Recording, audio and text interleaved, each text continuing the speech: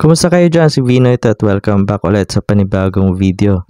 Sa video na to, ang pag-uusapan natin at ang ibibigay kong tutorial ay kung paano natin ipa-private ang ating messenger account para yung friend ng friend mo lang ang pwedeng makapag-send ng message sa'yo. Okay, ito yung kailangan natin kapag ayaw nating makareceive ng mga messages galing sa hindi natin kakilala.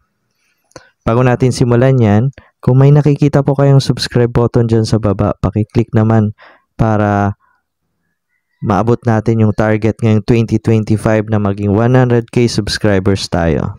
Libre po yan yung button na yan ha. Click nyo lang. Tapos, kapag lumabas yung bell, click nyo rin yung bell para laging nanonotify kayo kapag meron tayong video. Okay, simulan na natin. Pero bago tayo mag-update ng settings ng Messenger, kailangan updated din itong application natin. So, paano natin update yan? Pupuntahan natin yung Play Store o yung Play Store. Then, isi-search natin yung Messenger. Kailangan updated yan. So, sa currently updated naman yung Messenger app natin. So, lahat ng mga feature ni Messenger is naka-install. So, open na natin. Ngayon, kapag naka-open ka na sa Messenger, pwede na tayo mag-set niyan. Makikita yung tatlong line sa taas. Yan, tatlong line. I-click natin yan. Then, yung gear icon na nasa taas din. Pipindutin natin yan. Pupuntahan natin yung privacy and safety. Ayan. Sa privacy and safety, hanapin natin yung who can reach you. Sino ba yung mga pwede lang makapag-message sa'yo o maka-reach out sa'yo?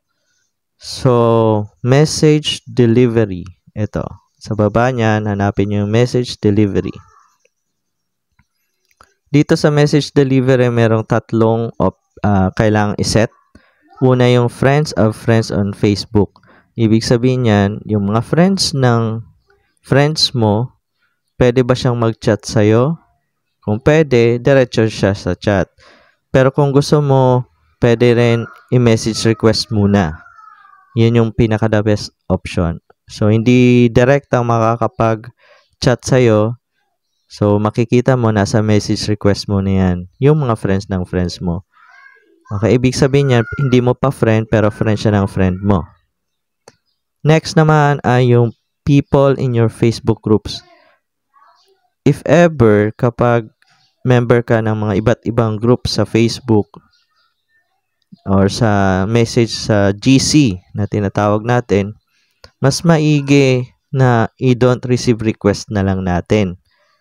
Yan. Then, pipindutin natin yung update settings. Bakit? Kasi pwede kasing hindi natin kakilala yung mga nasa groups. Maliban na lang kung hindi ka sumasali basta-basta sa mga GC. Pero kung sumasali ka sa mga GC o sinasali ka sa mga GC tapos meron kang mga hindi kakilala, don't receive na lang yung request para hindi ka ma-chat. Then next one is yung last ay yung others on Messenger or Facebook. Dito, automatic naman siya, don't receive requests. Kasi kapag nilagay natin yung sa message request, ibig sabihin yan, kahit sino sa Facebook at Messenger, kahit yung mga nag-spam, pwede sa'yo mag-message. So, dapat i-don't receive talaga siya.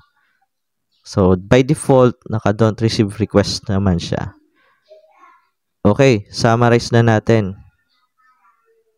Babalik natin sa don't receive request yung yung people in your Facebook groups. Okay, so kung makikita natin, na-set na natin yung tatlo sa friends of friends on Facebook, naka-message request. Si people in your Facebook group, naka-don't receive requests, and yung other on Messenger or Facebook, don't receive request.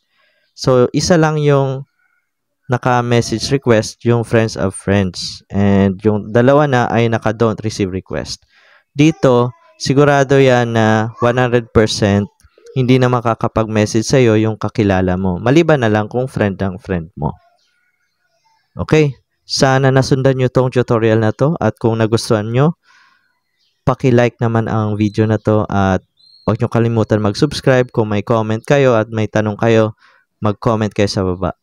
Sige, sa susunod ulit na video. Salamat!